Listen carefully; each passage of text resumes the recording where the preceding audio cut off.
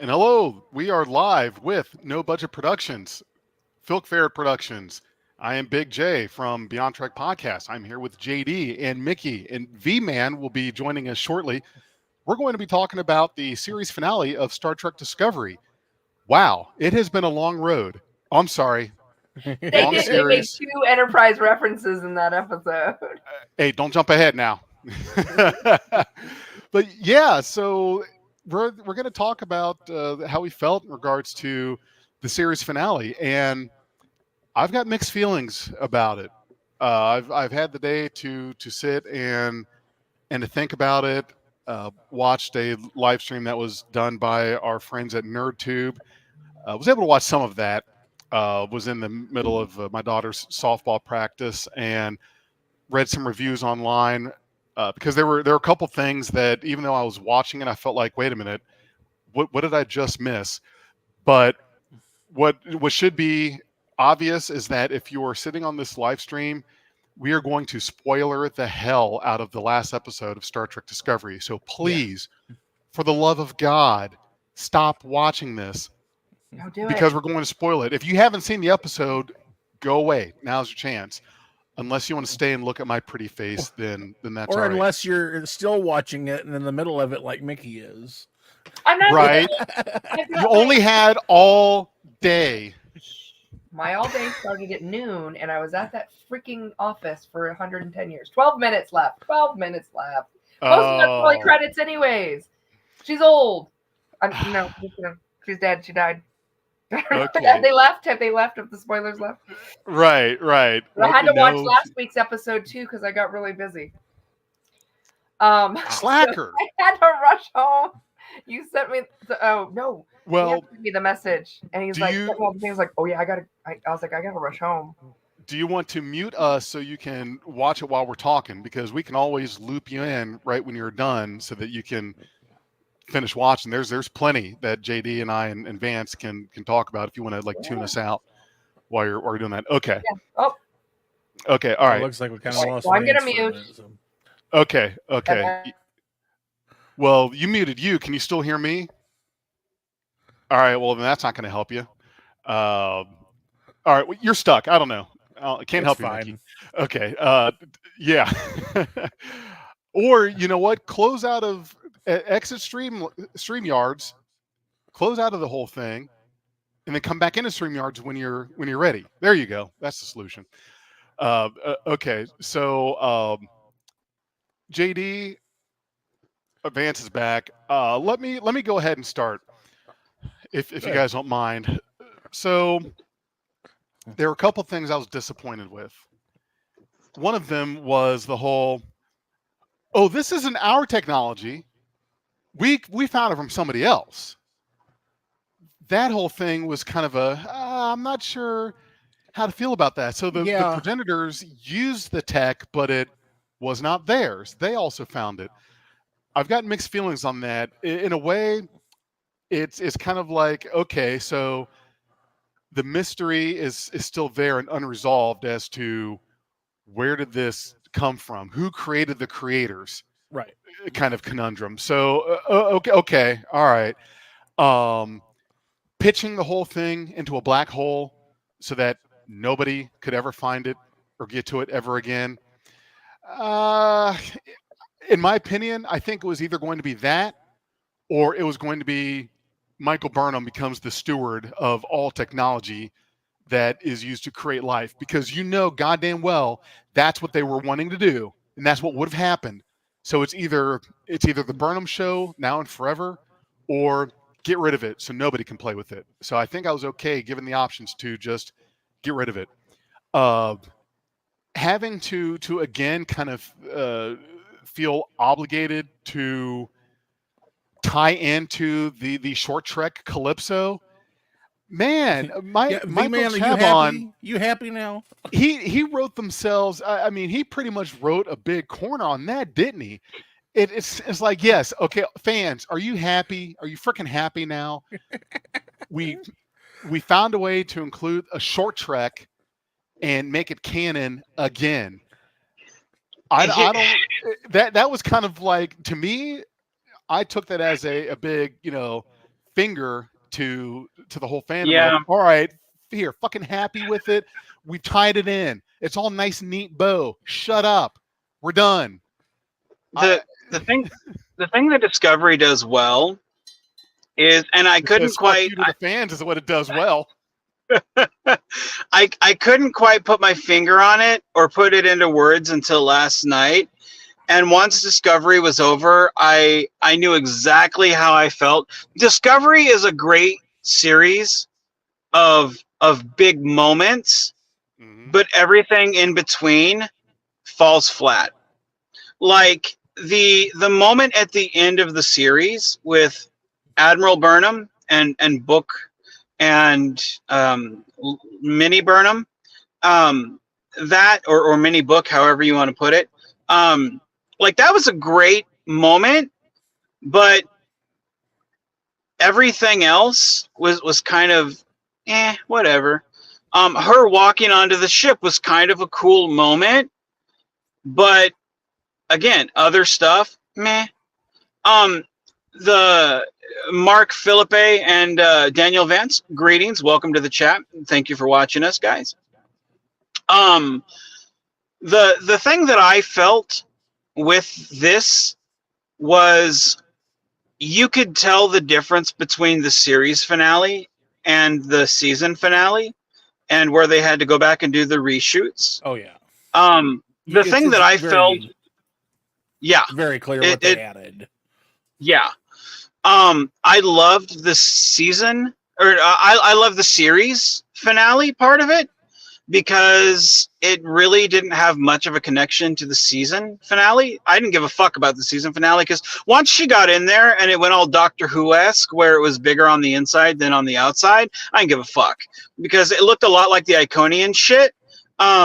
And I was like, what the fuck's going on? Now, I did like the fact that, like, one planet looked kind of like the Nibiru from Star Trek Into Darkness with the neon-colored tree. And the other planet looked kind of like Genesis planet with, like, burning rocks and shit. And I was like, oh, that's kind of cool. But the thing about it was, this is supposed to be a civilization that outdates everything and is so far out there. Like, this didn't feel like that. And it felt just like a bunch of... I don't know. Everything felt flat about this, and it didn't feel real at all. And I don't mean that in the sense of, wow, this is so far out there. I just meant like it felt like it was filmed on a green screen, and it just didn't have any love to it. This Vance, do you think they went and found a planet to film that on? Yes, it was a green screen. Well, it was the no, but I mean, they could have gone outside. Right. Yeah, I get what you're saying. No, but I mean, if everything felt fake, nothing felt like it had any substance to it, and I was so bored hearing like two women grunt as they pound each other. That is not a euphemism. That's never boring. But no, if I can real quick, that was actually the part of the episode that upset me the most, was that fight in the first act where, like, first they were like, yeah, let's work together. But then all of a sudden, Michael starts beating up on Locke, and then after a few minutes of them beating up, or Maul, after a few minutes after them beating up on each other, she's like, "Well, can't we work together?" And I'm like, "Why did you start the fight in the first place?" Yeah, it was terrible. The thing is, like, we had said weeks ago, I was like, I don't think I'm going to care about this villain at the end of it, and I didn't. I didn't care about either one of them. Like, do we know anything really about that brain dude? Yeah. Like anything? Like, I don't. Or about this lady outside of, like, I would rather them have spent half the season with her and Book, discussing like what exactly went on with her. Like, I feel like there's like a shitload of deleted scenes that we're never gonna fucking see, that the writers are just like, ha ha ha, and I don't know. I feel like seasons 4 and seasons 5 were useless. I feel like they should have just stopped at season 3 after we got that scream, because I know I was screaming in seasons 4 and seasons 5. See, I You didn't like the season. Lord of the Rings ending of the series finale Discovery? I mean, that was all the hugging and Here's the thing about that. You took away the people for half the season, and then all of a sudden they're all back hugging, and I'm like, right. whoa, where the fuck did they come from? I mean, they were there long. Don't bring them back. Not now. No. I mean, and that's the thing, like, okay, you gave us the B team for half the season. We saved the universe with the progenitor shit with the B team, and then you give us the hugs with the A team. It's like, whoa, why didn't you give us hugs with the B team? Like, you took them away. Like, you're just constantly taking people from us. So, like, I mean, granted, it was great, as Zam would have put it, with Mrs. T and Wishlist 7 of 9. You know, but you know, like I was surprised to see them, but we didn't spend any time with them. Like, who gives a shit? I mean, it's good to see them hugging, but outside of a hug, I would rather have spent time with what is it, Reno? Is it Reno? Yeah. Reno? I was okay. I was kind of pissed that she's missing from most of this episode. Too. Yeah. Like the series ender, and you couldn't put her in it, but we got a pat on the head from that buzz cut lady. Or not late. The them the one that hangs out with Stamets. I can't stand that character. Yeah, I don't think Adira is a good the person that plays Adira is. I don't think they're a good actor or actress. Whatever. Like, I don't think the person that plays Adira is talented. I don't like the character. The only reason they're there is to take the attention away from Stamets. I hate when Stamets gives that character credit. I feel like attention was just divided amongst people that I don't care about. So I feel like the season was wasted. And then when we got hugs at the end, I felt like that was kind of a gut punch of, man, I wish we could have spent time with these people, because I miss those people, because I never really got to know them. And that was why I was kind of tearful and you know, man, why couldn't we have gotten them? Yeah, I totally agree with you. And now that it's over, I want to ask this just to see if I'm crazy or not. But someone I don't, you know how when you're on the internet, you just see stuff and you try to click off of it as fast as you can because it might be a spoiler. I could have swore on something. It might have been someone's Facebook post. Somebody had put up a screen cap from the series finale of the Enterprise R. I don't know. I could swear for a brief second I saw a picture of like a spoiler was the 32nd century ship was the Enterprise, and Enterprise R. Was that cut? Was that a picture that wasn't real? You know.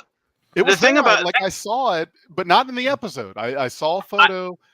The thing about Discovery ships, like, because everything's neon blue and faded and hued out, I can't make sense of what the fuck is in anything. So I don't know. It could have been there and I just didn't see it. So I don't know. And since we now have, and since like most of the ships are now like separated from the actual ship, you know, the pylons don't connect with nothing. It could have been there. Like, it's hard to tell the difference between like a spacecraft or like a shuttlecraft from like just a warp nacelle these days. So I don't know. It's hard to make. Wonder if that scene when Admiral Burnham first comes to the starbase, there's like 10, 12 ships in that shot. It could have been one of those, and I didn't notice. They probably cut it because they didn't know they were ending, and they were going to include it, but they couldn't, and then they had to shove all that stuff in. So that's possible too. Yeah. What did you guys think of Daniel's reveal for the glasses guy? That was awesome. I did not see that coming at all. That was pretty damn cool. I like that. I actually thought he might have been that. Anyone who says they predicted that is full of shit. I'll tell you that right. No one called that. I had to look it up. Well, I didn't say. I said he would. It was Enterprise. We're going back to Enterprise. So that's what I'm saying. They had 2 Enterprise calls in that episode. I had made the comment that he might be the guy in the shadows. Yeah, that's it. Yeah, I love that. I love that. Yeah, I thought that he was Daniels came from 3100 though. It's Right? just a step off from that whole temporal war thing, though. It didn't No, really Daniel- surprise me. It says No, Daniel came from the 29th century, didn't he? no. It says 31. So again, 31st. I had to look it up. Oh, was it? Okay. I pulled up Daniel's memory alpha and memory beta because I was actually trying to remember some stuff myself. Yeah, it actually made me. Apparently, It he was actually made me want in to a go back. novel. Sorry, I was just No, going to go kick ahead. out of it. He apparently in one of the novels, Daniel was killed by a Borg T-Rex. What? I didn't know that Your myself. little But it's in one of arms the and big head will books. be incorporated with us. Resistance is futile. See, I like the 29th idea. century was Voyager. That's right, Mark. That's right. The relativity. That's right. See, it makes me want to go back and watch Enterprise with Daniel. Just thinking of the glasses guy. Like, I mean, it doesn't change anything, but I loved the Daniels character. I think we all kind of did. Like, him aged? Was that him aged? Probably, because he says he's been he's been around. I mean, obviously he has, but I mean, yeah, Okay, so that's him grown up. grown up. He's seen some shit. That was the never-ending episode, though. That was the who said Lord of the Rings ending? That was me. Yeah, they went back and did a Lord of the Nailed that, Rings 'cause ending. I'm like, and then I was like, oh, and then like the wedding. I would have been happy. I see. I felt like the wedding was a disappointment. Like, I feel like they. Well, if the wedding had been bigger, and Wesley had been Yeah. I love the Saru part though. Like, I know I've dogged on this episode a lot, but I felt like what they did right, like the first officer part, I loved that. I loved the crew in the battle, but I felt like the battle was kind of boring.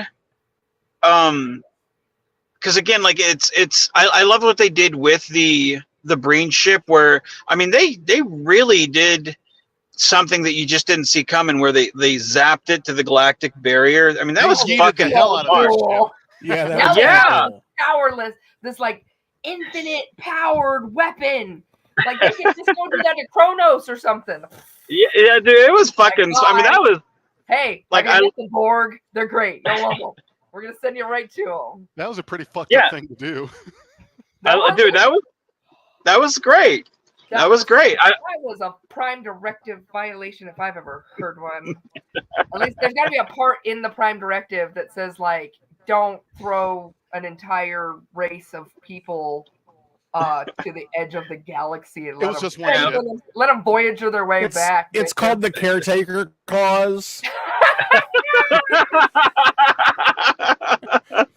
I like that, JD. I like that. That's good. It's good. I did have to rewind because I thought they were going to send the progenitors. Yeah, those guys.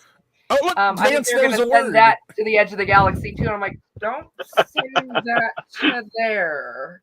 And then I had to rewind it and see that they shot it through the black hole. Mm-hmm. So I watched till it disappeared. I don't.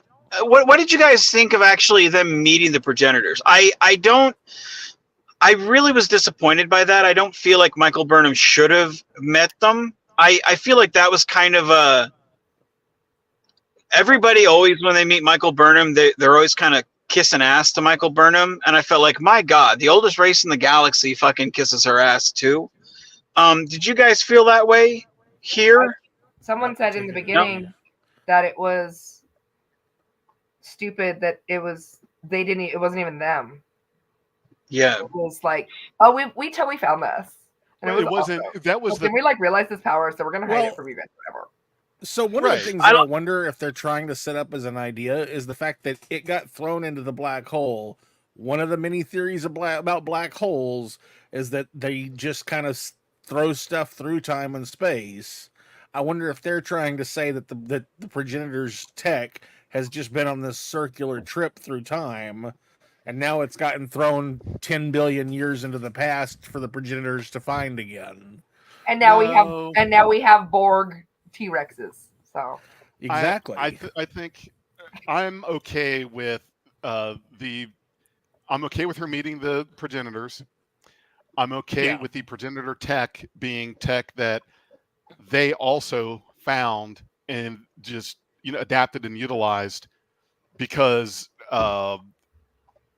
that basically says, well, we might have thought we were going to tell you that we are introducing you to the creators of all life in the galaxy, but we know you're asking yourself, well, but then where did the progenitors come from? So it leaves that question unanswered, that they found it from somebody else, which basically is kind of it was the architects. Yeah, and Vance, I think you were disconnected at the time, but it's the whole question of, well, who created the creators?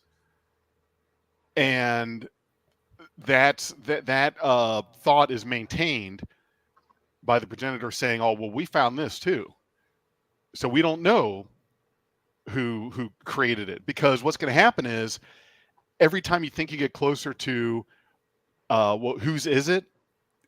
You're going to have that paradox of, well, who created them? Where did they come from?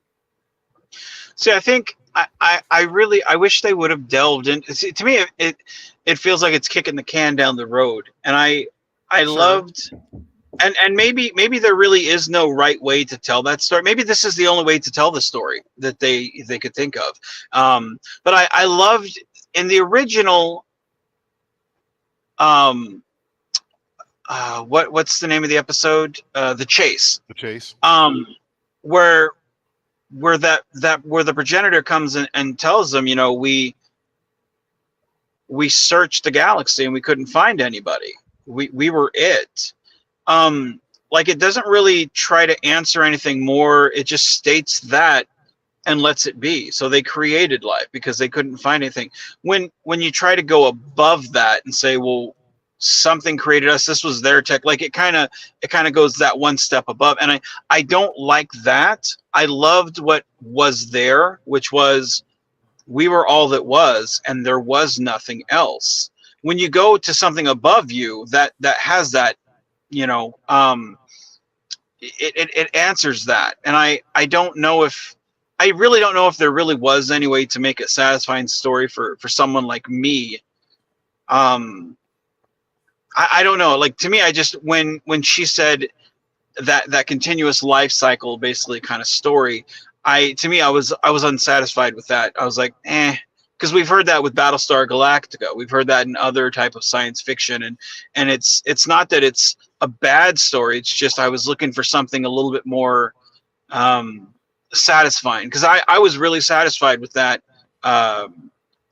With what was left in the Chase, and this to me wasn't really it. I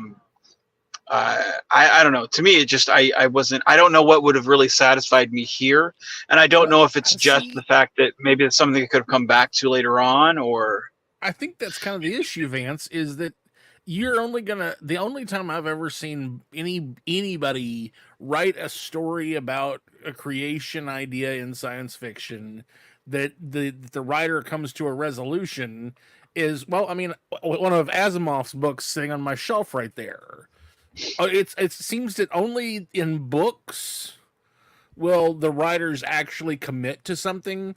We haven't seen that in any version of film or TV that I can think of, where somebody was like, we're gonna just decide that it was the Googly Moogans, and that's where we started, and everything came from that.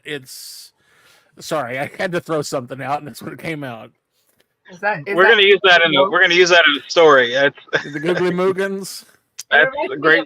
It reminded me of Contact. Yeah. Oh yeah, that's a good example. Yeah. So that's like, I love, which of course is based off of Asimov. Like, I love the idea of an alien race searching the entire cosmos and realizing that the fact that they are alone. I think it's incredibly beautiful, and that they plant those seeds because there is nothing there, so they take it from them. So I think that's really beautiful. And I felt like,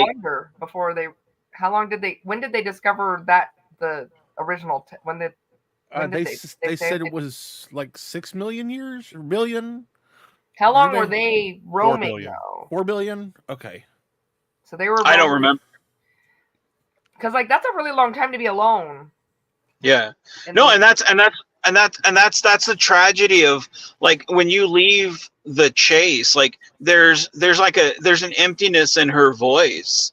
Like it's beautiful but tragic, and I don't know, like to me it always left a mark of what if we are, like, I personally feel like there are aliens. I feel like there's extraterrestrials. I feel like the universe is so big, like there has to be something else out there, even if it's not what we think is alien life. But what if by chance, what if we get out there and there is nothing? What if we are all that there is? You know, how sad would that be?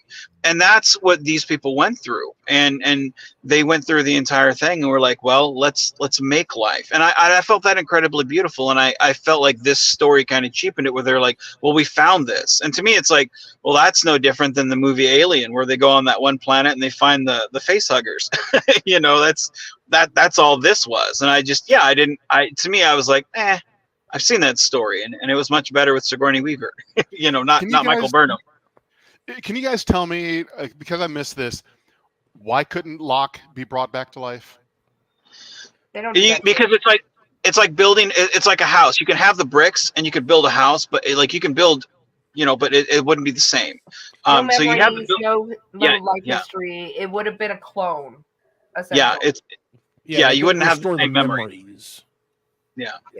There's no way to do that, and like it would have just clone. And then she did mention like you could make him like 3, or you know, whatever age he was. It seemed like she kind of the reason they couldn't do it was that they didn't have the great koala there to rebirth his mind. So that you can reproduce the structure of life, but the technology cannot. Wait a minute. Okay, so hold on a minute. Except she's got his entire thing on that USB drive. Wait a minute. You're telling me that this technology, this advanced technology that can create life, somehow one piece of it, the transfer of consciousness was trumped by Aaron Soong. Which Soong? One of the Soongs. One of the Soongs. Those damn doctors. Because Picard had his consciousness, copied over. So did Data. So there was even that guy in that one episode who put himself into Data and then got all weird and slimy with the young girl. To be fair, none of those people were completely dead when their consciousness was transferred. True. Because even when Bones got Spock, okay, he wasn't dead yet. Maybe it's that spark of life that you need. Like once it's gone, it's gone. I'll take it. He really was just kind of carrying around a corpse. I'll buy it. Yeah. All right. Yeah. Inner pocket. I got a corpse. I got a corpse in my pocket. It's right. He's like a 32nd century Polly Pocket, man. Like that's the way to go, man. Do you think she kept it? Do you think she kept it? Do you think she just kept it forever? She has never gotten rid of that thing. That is with her in jail. He's safe with me. Everyone's watching. Nobody's safe with you, Biatch. She breaks it out on occasion. Just cuddles with it. Just stop. Come on, this is Discovery Season 6 we're talking here, people. Okay? The future is endless and possible. All the possibilities. We've got Idic. We don't need the projector thing. We've got Idic.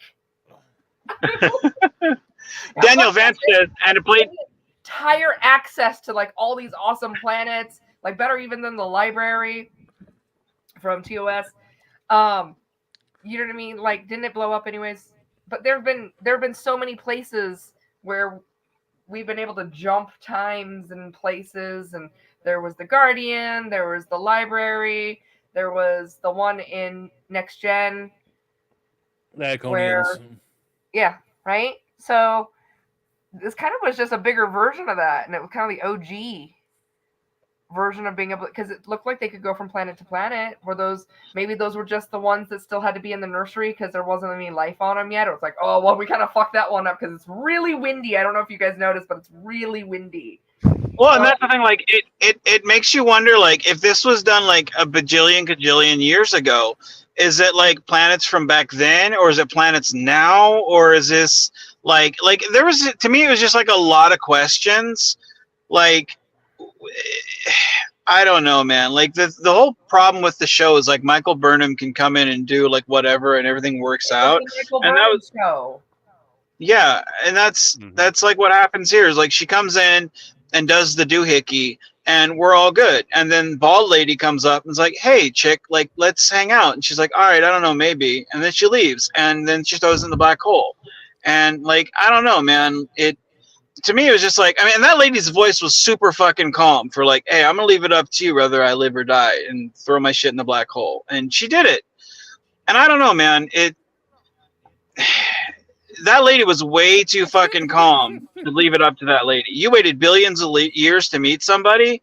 Dude, I get excited when the UPS guy comes up to my house, and you waited billions of years to meet this lady, and you're like, nah, I'm She leaving it was up to you. already dead. Yeah, I think it was just like a... Hold on. This lady's dead, and she's talking, but she can't bring back the other guy who's dead? I don't think like she was it was dead. like a I think it was recording. It was a holodeck type of thing situation. Yeah, I took it as a hologram image. Yeah, me too. Just like in The Chase.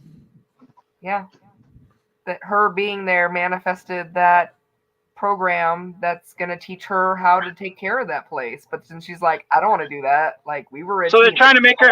So they're being a team, by the way. So they're trying to make her into Luke Skywalker. Yeah. Essentially. She did one thing up. She could have told the protractor that, you know, it's like, no, you can't just give me. I didn't do this on my own.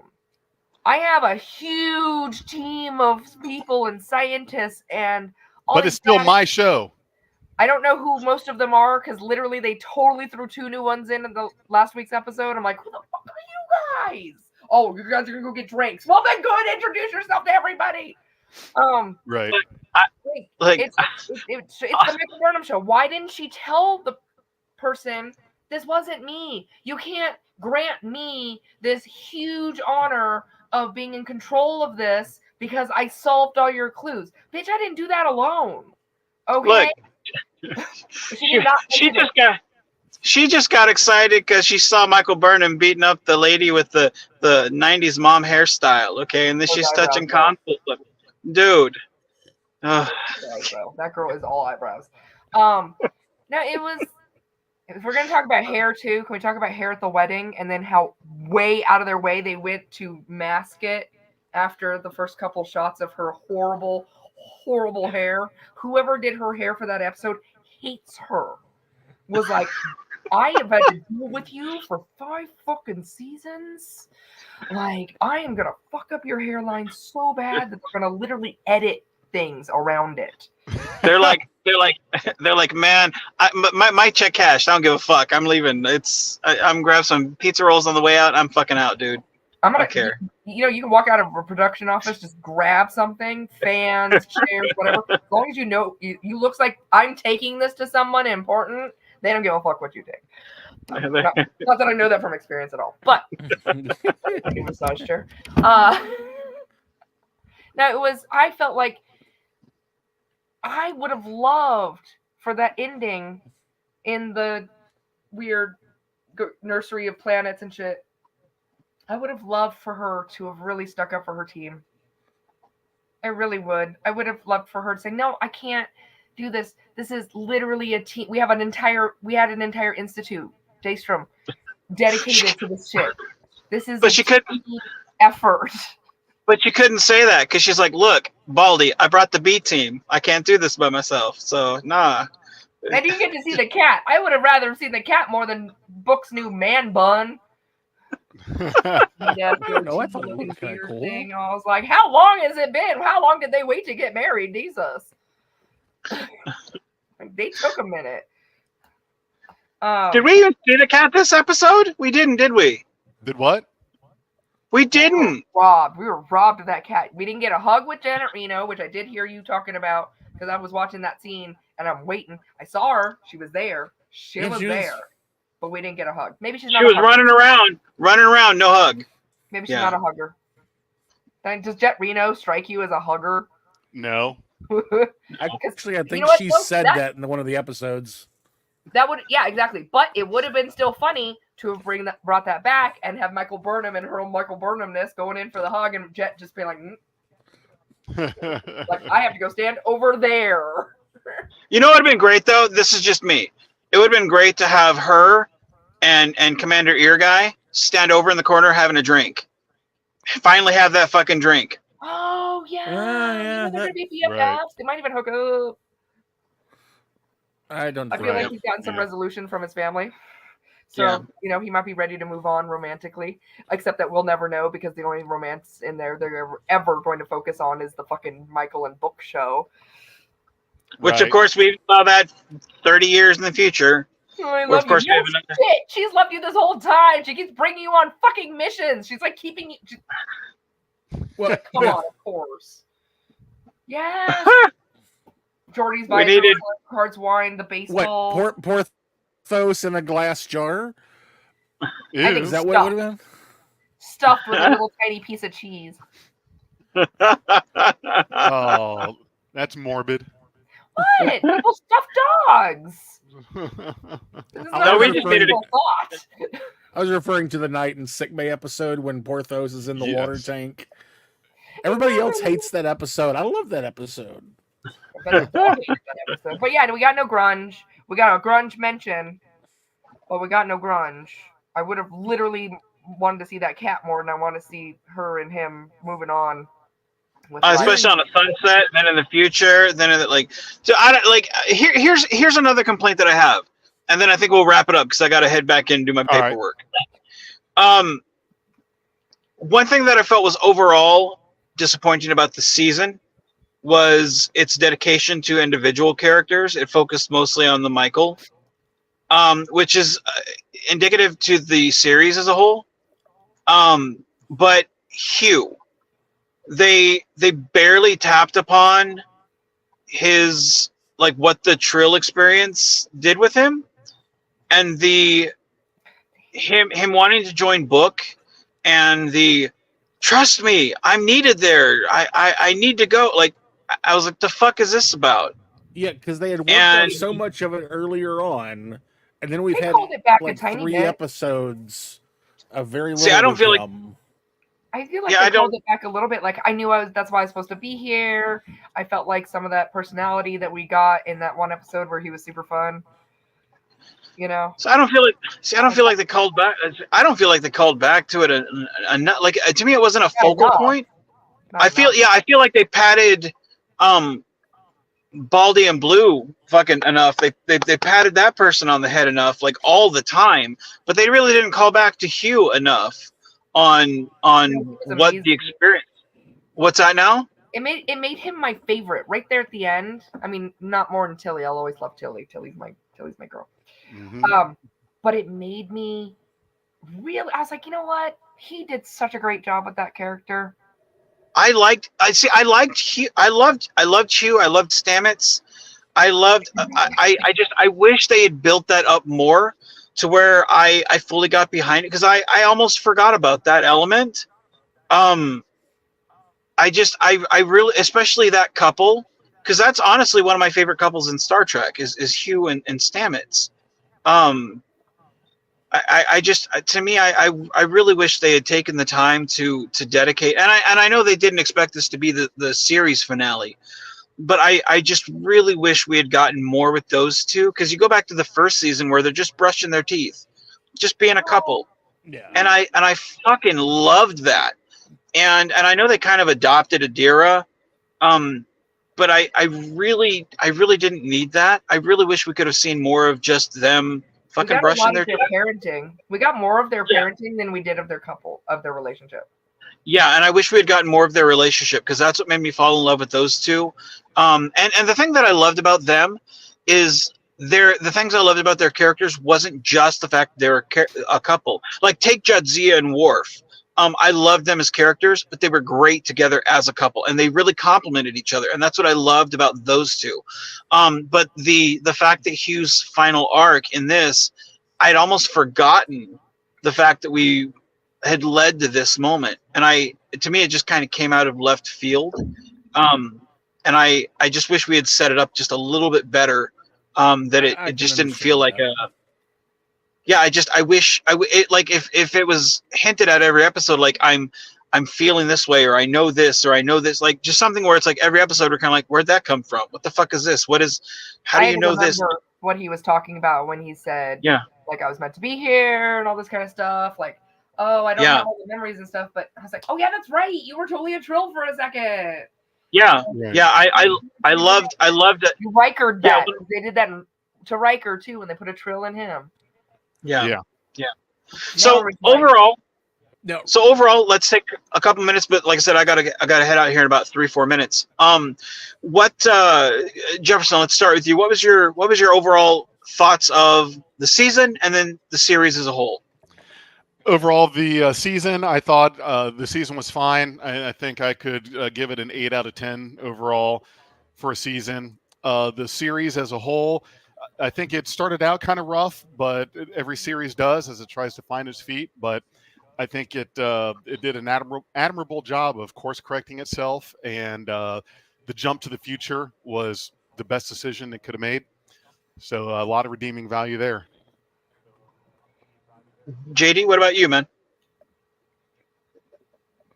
I really, for the most part, I agree with Jefferson. I enjoyed most of this season. Yeah, it had some hurdles over, but yeah, about an 8 for me as well. Like overall, I really appreciate they gave us a little set to be. Huh?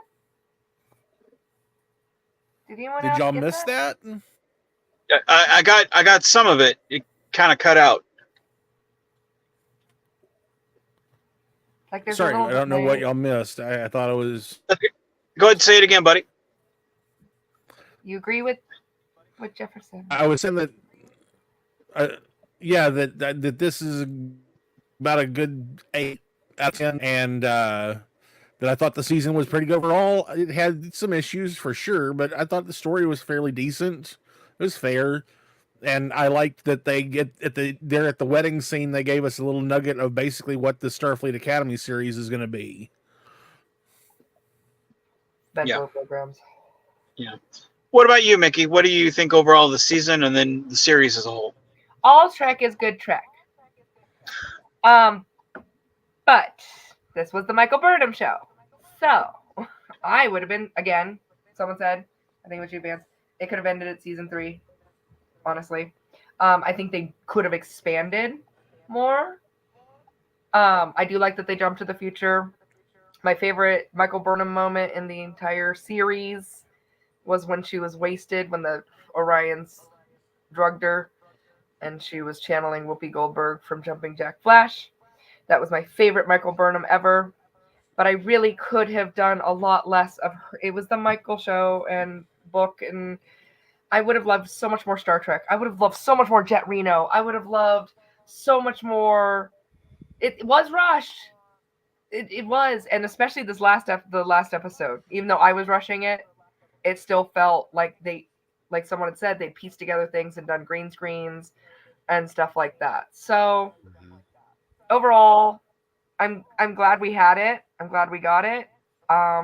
Again, I love all Trek is Trek to me, and if it brings in new fans, great. All that kind of stuff.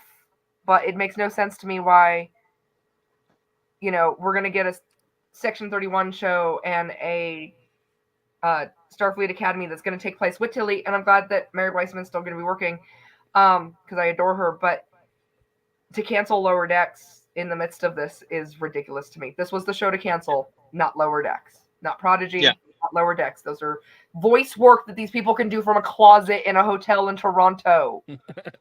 So yeah, I'd like to know what comes next for Star Trek. I think we just move on to Strange New Worlds now. And move backwards in time, essentially. And then when and if Starfleet Academy happens, which I hope it does, there's going to be a Michael Burnham appearance or 3. They're going to throw it in like they did with DeForest Kelley and Michael Doohan and stuff in Next Gen. which that was awesome. This will be. Jimmy weren't we just here? Did we just see you? It's been 5 minutes. Go away. So that's my. I love all Trek, but it was the Michael Burnham show from start to finish. And I would have loved Trek. For me, as I was watching this and I saw Admiral Burnham, at first I wanted to groan and roll my eyes. But I have to admit, I really found the last few moments of the series reflective. And I didn't want to like it because I don't like Michael Burnham as a character. But I had to take a moment and do some reflecting myself and think back to season 1 when we had short hair, long bangs Burnham, and yeah. How are you doing? And reflect back and go through that character's journey as pissed off Burnham to kind of first officer Burnham to Captain Burnham starting off, and think about that character's journey to how she's transitioned. And the thing about it is, I'm not a fan of Voyager for the most part. There are bits and pieces that I like, and I've said that repeatedly. Out of our generation of Trek, the golden age of Trek. But I will watch it. I watched it with my wife when she was watching it a couple weeks ago. She binge watched through it, and I watched it when I was home. And I think this series will get better as I binge watch it, in a couple years, just go through it. A couple months ago, I watched season 1 of Discovery, and stopped when they got back from the Mirror Universe. I think a couple months previously, I watched season 2 because I love Pike. I can always watch season 2, and I think that'll be the season that I always go back to when I watch Discovery. Season 3 is always kind of hit or miss. Once I get to find Starfleet, I kind of stop because it's kind of it's good up to that point, but it falls flat like soon after that for me. Seasons 4 and seasons 5 are always going to be, I think, the misses for me. I don't enjoy those. I love the uniforms. I feel like it looks right, but it doesn't feel right for me. I feel like the stories miss the mark, and it sucks because I love the characters, but I don't feel like I know enough about them. And the stories, they fall very flat for me. And I wish we could have got to know more of the characters as an ensemble, not just a certain character. And it sucks because it makes me resent the character more. And this shouldn't be the case. They brought some Wish 7 of 9. What's that now? The poor girl, Emily. I don't know her character's name. You called her the Wish 7 of 9. Yeah. Thank you, Daniel. Math. If V-Man says he only has 3 minutes left and talks for like 6 minutes, how late will it be? Dude, right? No, this is just like how it used to be back in the day. Right. Well, I liked this a lot better than last season. That's me. I thought it was much better than season 4. Yeah, I wasn't as bored as I was. Like last season, I was like, what the fuck are we doing? I wasn't that this way. Like last season, I'd give it probably a 3. This one, I'd say it's probably a 5. I didn't hate it, but I didn't love it. Last season, I really hated it because I actively hated it because nothing made sense. This one, it made sense, but I was just really bored. And I was missing my people. Right. But as a series whole, I would say that I'm glad they made Discovery. Yeah. You were missing your people? What were their names? Wish 7 of 9 and Mrs. T. Come on. We know this. Come on. Come on. That's the A team. No pun intended. In Star Trek Discovery besides Michael Burnham. Tilly. Those violets. Saru. And okay. Is it a Showa? A Showa? Is that it? That's the closest you've been all season. Okay. And shit. What's the other one? Give me a hint. What's her name? Fuck. Well, rhymes with Dexter. No, I was thinking Tig Navarro. Oh, But that's what that's her name in real Alyssa life. trying to say before. Lexter. Fuck, No. that's not it. You mean Linus. Detmer. Oh shit, that's right, Linus. Fuck, I forgot about. He sneezed on that one guy in season Linus. 2. But Shit. He's hella. Reese. I know Reese. I know Reese. See, I had to think about it. See, I thunk real good. Shit. Anyway, overall, I'm glad they made Discovery. It's not my Trek for the modern age, but I'm glad people out there like it and enjoyed it. I love those. What's that? We got Pike. Dude, fuck yeah, we got Pike. We got Pike. Fuck yeah. We got Ethan Peck as fucking Spock. And we got Rebecca Romaine, formerly Stamos. Wait, what's a security guy's name? Fuck, what is a security guy's name? Michael. Wait, is that Reese? Reese. Oh, did I? Oh, that was Reese? Was that? Yes. Yeah. Was that Reese? Oh, that was Reese. Yeah. Wait, shit. I'm gonna bow out because I'm shaming myself because I forgot. Fuck. I love you people. Oh shit. Okay, we gotta. Bye, Discovery. Bye, guys. Bye. On that, You were called guys. So are we gonna do something with NerdTube next week? Or are we gonna just talk Trek, or what are we doing? I'm down to do whatever you guys want. That I do not know. For me personally, with it being the summer, I'm going to have to say that if I don't have something going on with the kids, then whoever's doing something I could do. But unfortunately, I'm not able to prioritize Star Trek podcasting. Okay, well, I'll tell you what. Why don't we take a break until the next show comes out, and whenever the next show is, then we all just get back together and make that a regular thing. I think it's Strange Sound New good, guys? Okay. Yeah. Almost sure it's Strange New World's coming out next. Okay. Sounds then, good. guys. All right, then, guys at home, thank you for joining us, and we will see you when the next new Trek show comes out. And you guys on panel, I want to thank you guys for doing this with me. It's been a pleasure doing this with you guys, and we'll see you on the next show, whenever that is. All right, guys. All right. We'll see you later. Bye, guys. Bye.